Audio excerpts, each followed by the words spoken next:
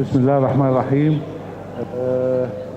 اولا الكلمه الاولانيه طبعا يعني شكر جزيل لفان عرب for their kind invitation. What's more important is to thank the two persons I believe او الجنود المجهولين اللي هم ورا العمل ده، الاستاذه الدكتوره ميرفت مطر والاستاذه الدكتوره علا خورشيد. I've been witnessing them in everyday activity والمجهود الجبار اللي اتعمل علشان فان عرب يطلع بالمنظر الجميل ده.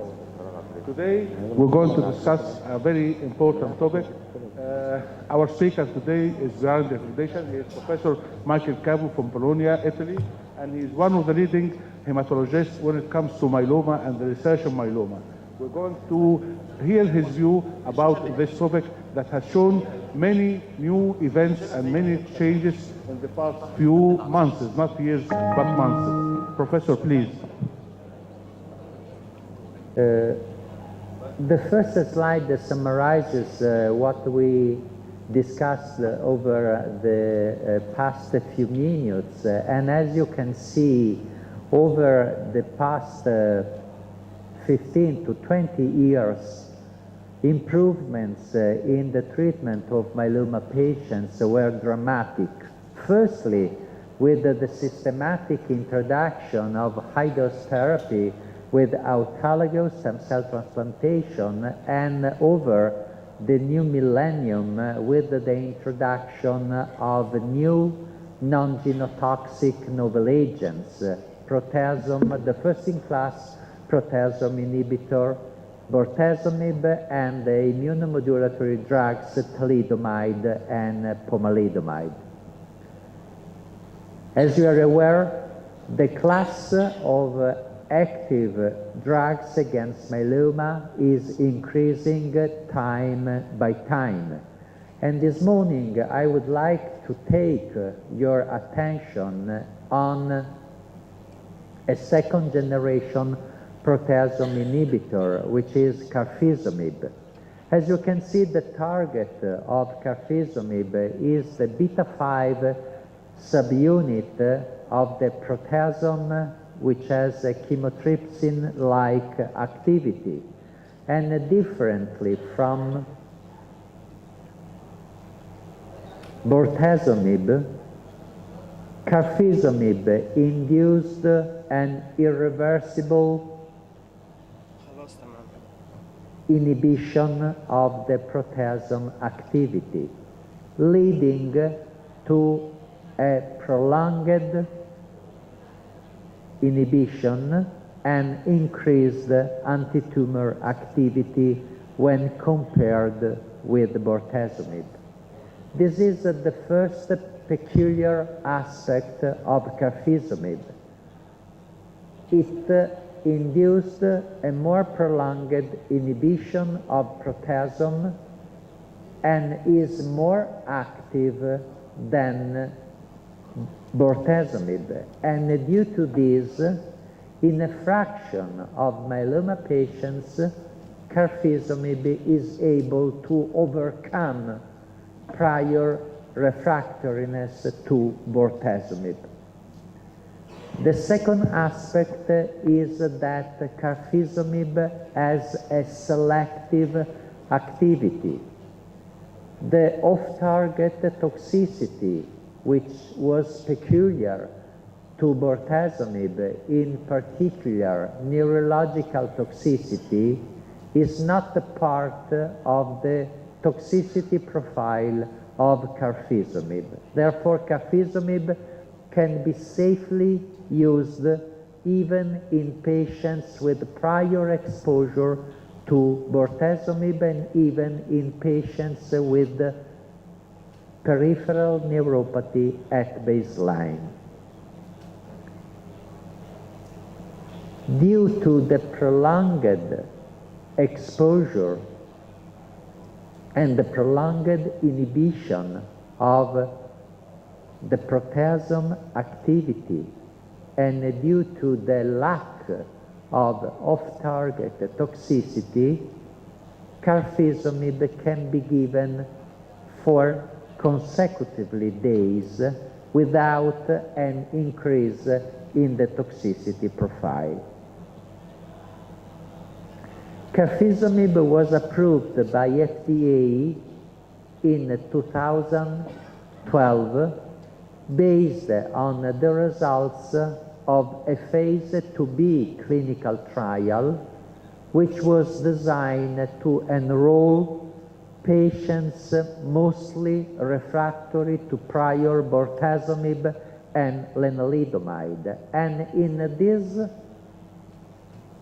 pivotal trial, carfilzomib was used at the target dose of 27 milligram per square meter on 2 consecutive days for 3 consecutive weeks, day 1, 2, 8, 9, 15, and 16. The primary study endpoint was the overall response rate. As you can see, based on the design of the trial, all the patients should be refractory to the last line of therapy, and the great majority of them were refractory to prior bortezomib and lenalidomide. The median number of prior lines of therapy was 5. This means that the trial accrued a population of heavily pretreated myeloma patients with prior refractoriness to the first-in-class proteasome inhibitor and to immunomodulatory drugs. And in this heavily pretreated patient population, the overall rate of response was approximately 25%. The duration of response was approximately 8 months.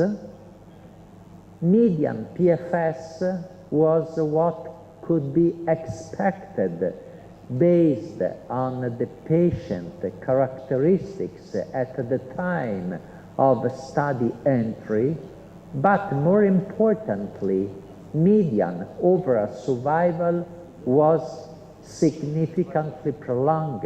And I would like to remind you that for this particular patient population, the median overall survival before pomalidomide and carfilzomib was less than 9 months. This means that carfilzomib was able to roughly double the median overall survival, and even when used as single agent. Based on these results, carfilzomib as a single agent was approved by FDA. Subsequent clinical trials showed that in a less heavily pretreated patient population of myeloma patients with relapse or refractory disease, patients with a median number of 2 prior lines of therapy, even if the great majority were previously exposed to bortezomib and lenalidomide, carfilzomib could be safely and effectively combined with the lenalidomide at the usual dose. And as you can see, the overall response rate was remarkable, particularly in patients in whom carfilzomib, lenalidomide, and dexamethasone was used at the time of first relapse. In this patient population, the overall response rate was 90%, and approximately 60% of these patients had at least 90% reduction in tumor burden. approximately 60% of these patients achieved at least a very good partial response. And based on the promising results of this trial, a large phase 3 clinical trial was designed, the ASPIRE study, which was aimed at comparing carfilzomib, lenalidomide, and dexamethasone with lenalidomide and dexamethasone for patients with relapsed myeloma.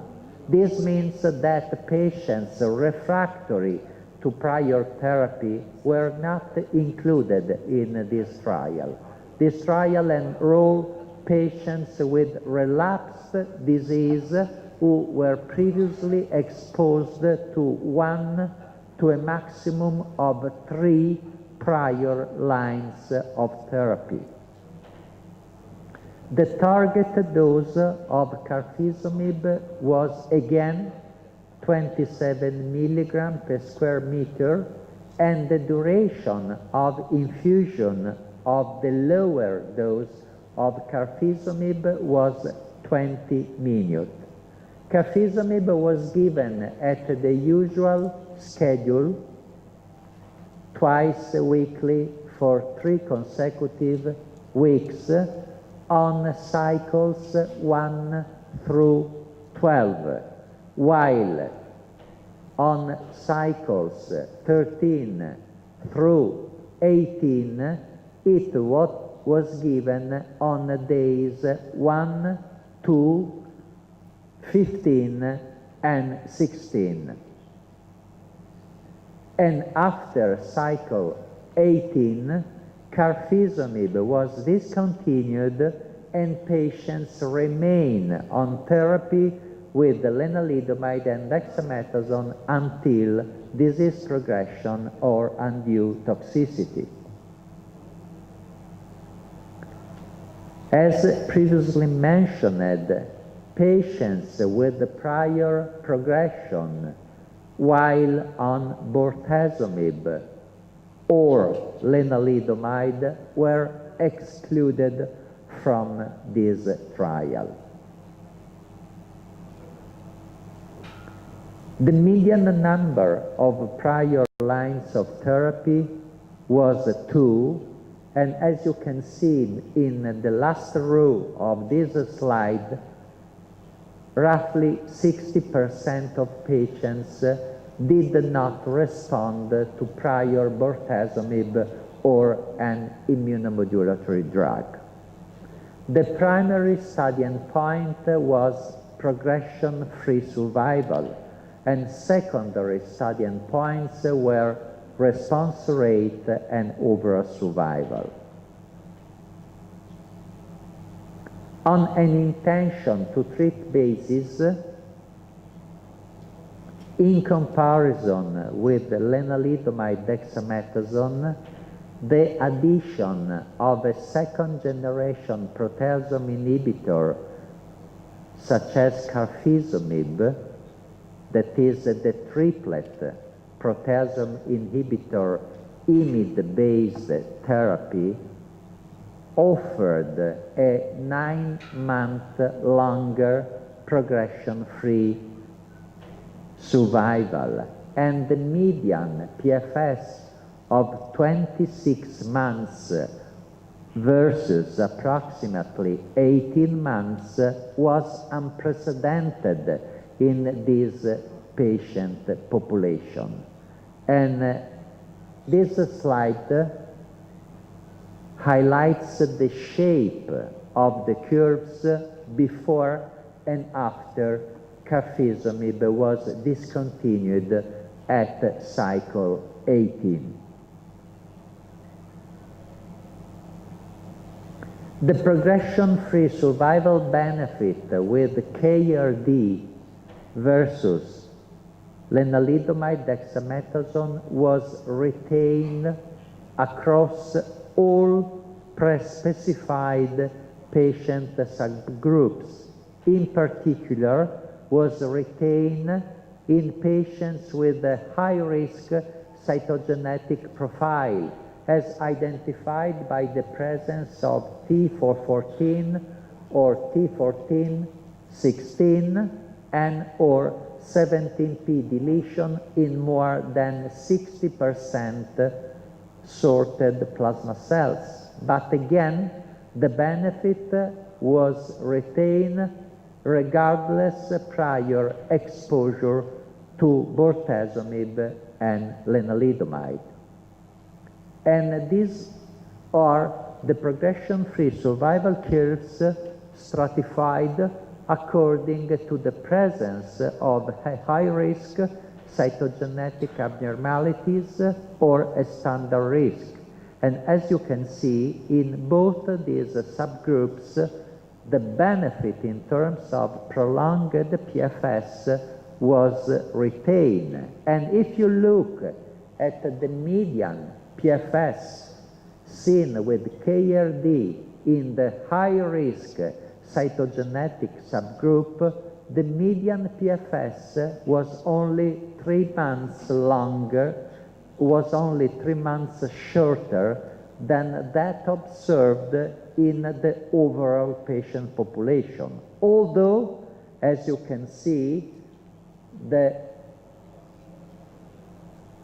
best performance was seen in patients without a high-risk cytogenetic profile. This means that the addition of carfilzomib to lenalidomide dexamethasone is able to improve the poor prognosis related to high-risk cytogenetic abnormality, but not to completely overcome the poor prognosis which is conferred by one or more of these adverse abnormalities. A secondary study endpoint was the response rate, and again, the 30% rate of CR or stringent CR, this in this patient population was unprecedented. In the setting of relapsed myeloma patients, the rate of complete response was superimposable to that expected in newly diagnosed myeloma patients treated, for example, with bortezomib, melphalan, prednisone, with VMP, or in transplant-eligible myeloma patients treated with bortezomib and an immunomodulatory drug before receiving an autologous stem cell transplantation. And I would like to remind you that even in relapse and relapse refractory myeloma patients, the depth of response is related to a better outcome in terms of longer progression-free survival. Overall survival was a secondary study endpoint, and as you can see, although median overall survival was not reached, there was a statistically significant value favoring the triplet KRD versus lenalidomide dexamethasone in terms of prolonged overall survival. No difference between the triplet and the doublet regimen was seen in terms of rate of discontinuation due to adverse events, approximately 15% with KRD and approximately 18% with the lenalidomide and dexamethasone. This means that in terms of general safety profile, the addition of a second-generation proteasome inhibitor to lenalidomide dexamethasone did not increase the toxicity profile in comparison with the doublet lenalidomide and dexamethasone.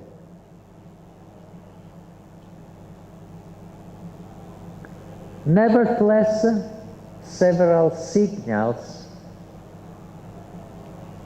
from these studies need to be highlighted. And if on one side, due to the lack of off-target toxicity, as you can see, there was no difference in terms of peripheral neuropathy between the lenalidomide dexamethasone and the KRD group. I would like to take your attention on the higher rate of hypertension, approximately 4%, and the higher rate of cardiac failure seen with KRD as compared to lenalidomide dexamethasone. The fraction of these patients was small, less than 4%, but these patients need our maximized attention in order to try to prevent any possible adverse event related to the use of carfilzomib. So the conclusion of the ASPIRE trial was that KRD is a new standard of care for relapsed myeloma patients prior with the previous exposed to 1 to 3 prior lines of therapy. KRD offered an unprecedented 9-month longer progression-free overall survival and was associated with a 30% rate of complete or stringent complete response.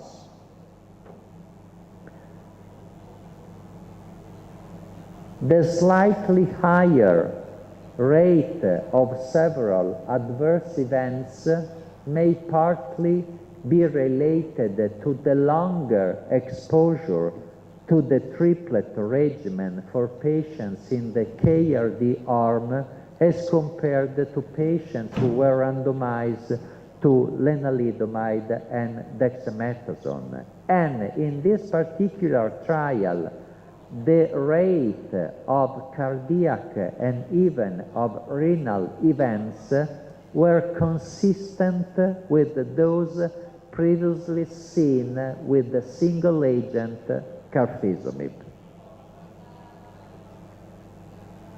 Another large phase 3 clinical trial, the ENDEAVOR study, was designed to compare head-to-head carfilzomib and dexamethasone versus bortezomib and dexamethasone.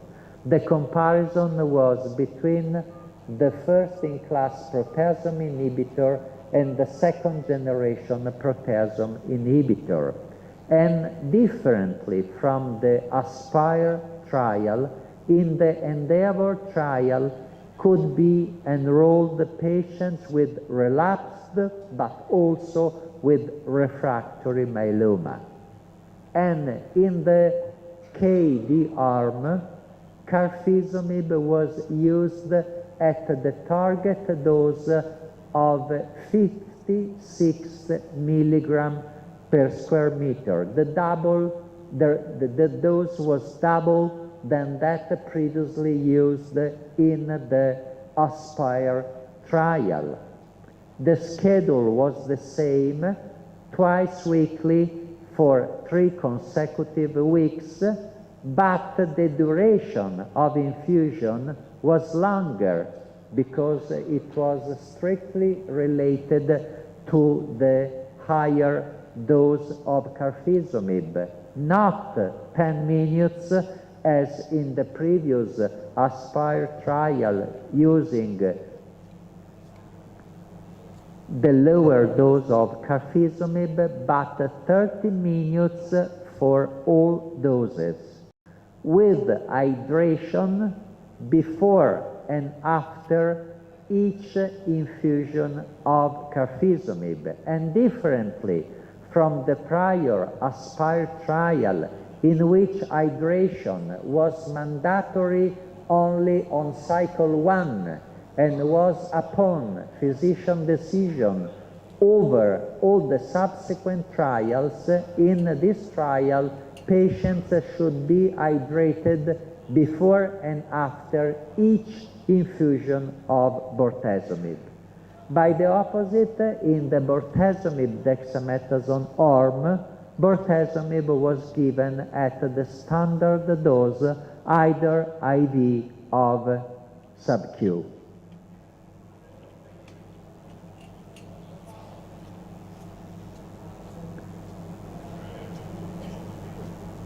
Patients with prior exposure to bortezomib could be enrolled provided that they had a prior, at least partial response to bortezomib-based therapy, and provided that the treatment-free interval was longer than 6 months.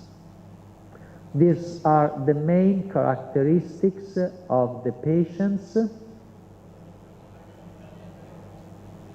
Again, the primary study endpoint was the progression-free survival, and differently from the ASPIRE trial, carfilzomib was given until relapse or toxicity.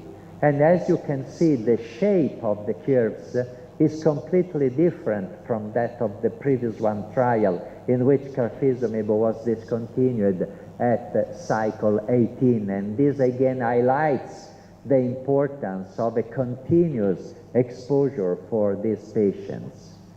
And the head-to-head comparison showed a dramatic improvement in terms of a twofold longer progression-free survival in the head-to-head comparison favoring carfilzomib dexamethasone versus bortezomib dexamethasone. The median was 9 months for patients in the bortezomib dexamethasone arm versus 19 months for patients on carfilzomib and dexamethasone. And this cartoon is very important because carfilzomib dexamethasone retain a superior progression-free survival across all specified subgroups, in particular in patients higher than 65 years of age and in different and according to different prior lines of therapy. These are the cartoons, and it is particularly relevant to look at the curves for patients between 65 and 75 for years and for patients higher than 75 years. It is likely that at least for these patient subgroups, KD is a better option than a triplet regimen combining carfilzomib, lenalidomide, and dexamethasone. For these more fragile patients, the double included a second-generation proteasome inhibitor may be a better option than using the triplet KRD regimen.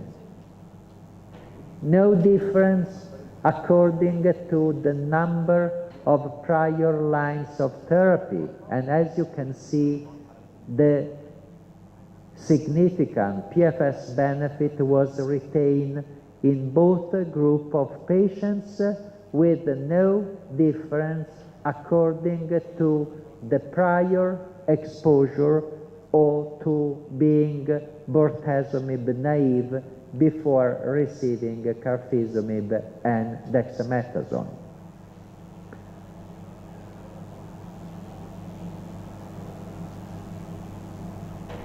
The difference was particularly relevant for standard risk, was retained in high-risk patients, but again, as in the previous trial, there was an improvement, but there was not an overcoming of the poor prognosis related to an adverse cytogenetic profile.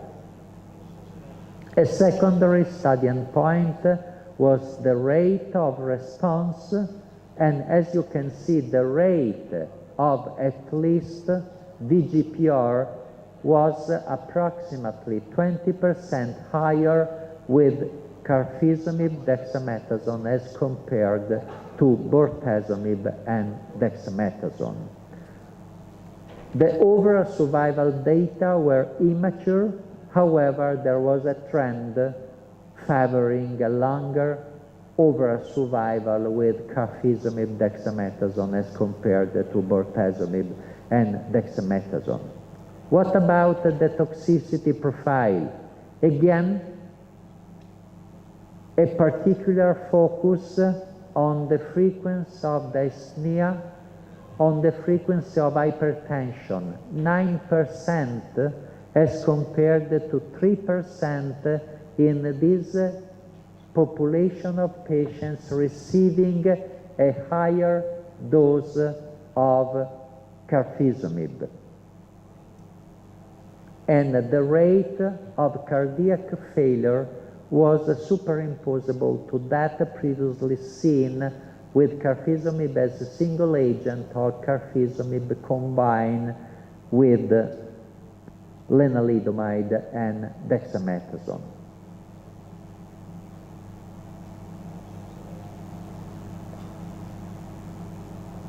So the conclusion were that there was a twofold decrease in the relative risk of progression or death using carfilzomib dexamethasone compared to bortezomib dexamethasone for patients with relapse or refractory myeloma. And there was a twofold higher rate of complete response, or at least a very good partial response, using carfilzomib dex versus bortezomib dexamethasone. What about the signals in terms of hypertension and cardiac failure? One particular comment regarding hypertension.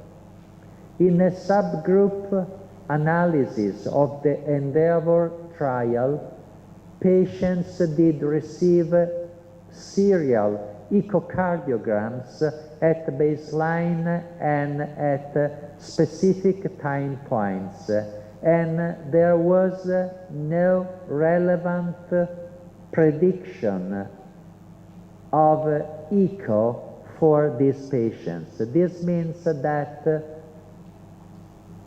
serially evaluating these patients by performing echocardiograms is not of particular value in reducing the risk of cardiac events. At the same time, it is of particular relevance to take under strict monitoring the blood pressure in these patients, particularly in patients with a prior history of hypertension, and at the first signal of increased blood pressures to increase the antihypertensive drugs. This certainly will reduce in the near future the rate of grade 3/4 hypertension adverse events. On the other hand, it is likely that the cardiac toxicity related to carfilzomib may be multifactorial and may be related to several factors, such as the age of the patients, the prior history, prior exposure to several drugs, but again, no particular value of serially performing echocardiograms. And based on these results, KD may be considered as a new standard of care for myeloma patients with relapse refractory disease. This is my last slide, and I would like to thank you for your attention.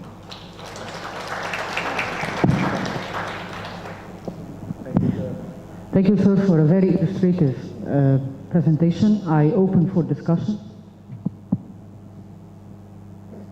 Well, I have one question myself, because when we give carfilzomib, we are a little bit worried about the side effects. And so we are a little bit worried about the side effects in the brochure. So I want you to make us more comfortable about administration of the drug itself. Yes. I think that the two major challenges may be related to cardiac events and also to renal failure. In the two trials, the threshold for enrolling patients based on creatinine clearance was different. In the ASPIRE trial, the threshold was 50 milliliter per minute. In the ENDEAVOR trial, using higher dose, was only 15. So my message is that in patients above this value, carfilzomib can be safely used. It is mandatory to perform a good hydration of the patients, but at the same time, it is mandatory to carefully monitoring these patients in order to avoid a volume overload, because this may be a contributory factor to the hypertension adverse events. And the second recommendation, take care of blood pressure. Blood pressure in these patients should be monitored very strictly, particularly in patients who are enrolled with the prior history of hypertension. And it is likely that in these patients, hypertension at baseline should be increased. You need to add one more drug or even to increase the dosage of the drugs. Thank you, sir. Question? Okay.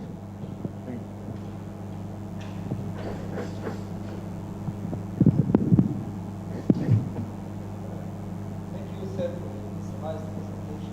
One question about the incidence of hospital infection associated with. Thank you. Thank you, sir, for this nice presentation. I'd like to ask about your experience and instance of herpes zoster infection associated with Velcade or bortezomib and carfilzomib, and use of these drugs in hepatitis B surface antigen carriers, especially child class E, if there is any enhancement of the or reactivation of the viral infection. Thank you. I'm sorry, there was an echo, so He is talking about herpes zoster reactivation with bortezomib and with carfilzomib. Herpes zoster. And second, hepatitis C. And hepatitis C. And the use of these drugs with hepatitis C or hepatitis B. Okay, I have no data regarding hepatitis.